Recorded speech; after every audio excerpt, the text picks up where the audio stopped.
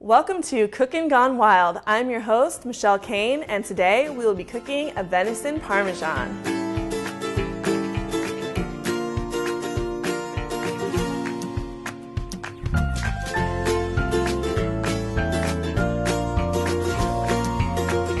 Today we have this lovely venison, and it is from the backstrap. So if you'll see here, you notice that there's not much marbling like there would be with beef because venison is very lean. So you see virtually no marbling, which means pretty much no fat. So when you cook this, you have to add a little bit of oil. And I'm going to start with cutting off this little bit of silver skin right here. And you just cut that off because it has a little bit of a gamey taste to it. And venison is usually not very gamey at all. It's actually really great and a really good substitute for beef. Set that aside. And we're just going to season this in a really simple way. So we've got salt and pepper. So go ahead, salt both sides. Pepper. Never want to over season your wild game because it tastes pretty good on its own. And then this is just some fresh garlic cloves. Just going to go ahead and kind of push those into the meat a little bit. And you can use whatever fresh herbs you want. Today I'm going to use oregano. If you see the oregano here, the easiest way to get it off is just start at the top and run your fingers down the stem. It comes right off. And then I'm just going to chop this up a little bit.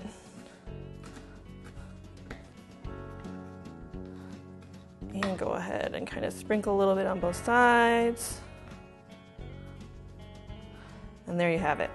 So once you have it all seasoned, I usually let it sit in the fridge for at least 3 hours to overnight, and we already have one ready to go.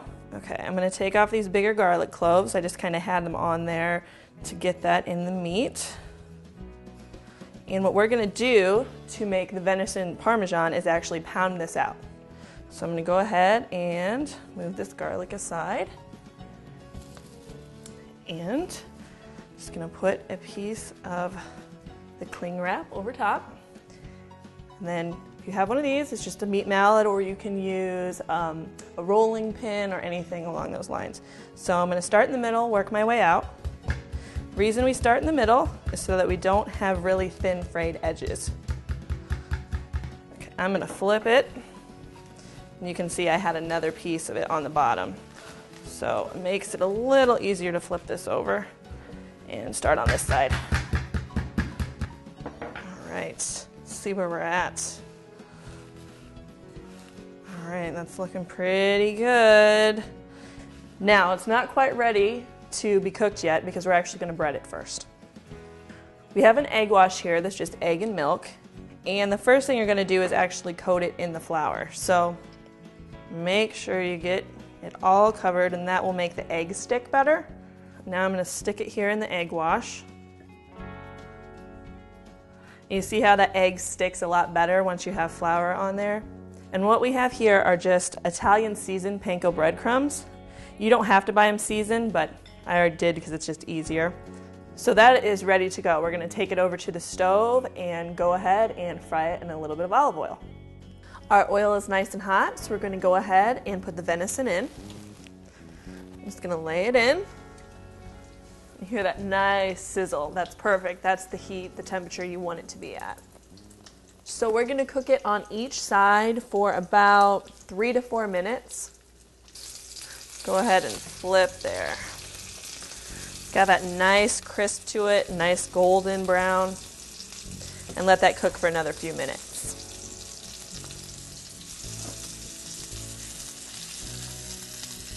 Now we're going to saute up our peppers and mushrooms. So I'm going to take the same pan, I put a little bit more of the fresh garlic in, move it back to the burner, and this time I'm going to turn it up just to about medium.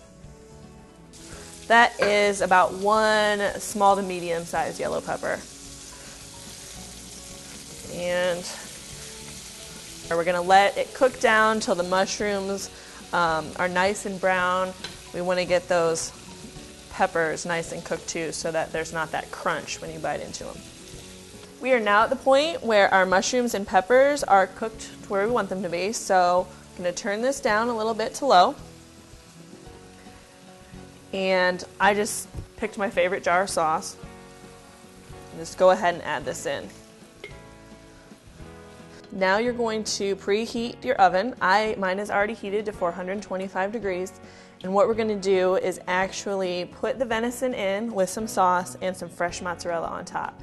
You want to leave it in just so the mozzarella gets nice and bubbly and maybe just a little bit brown. Here is our finished product, our venison parmesan. We've got some flatbread here as well over spaghetti with a nice sauce. So if you want the recipe for all of this great food, you can find a link to that in our video description. And I have to say, it smells wonderful and I am super excited to eat this.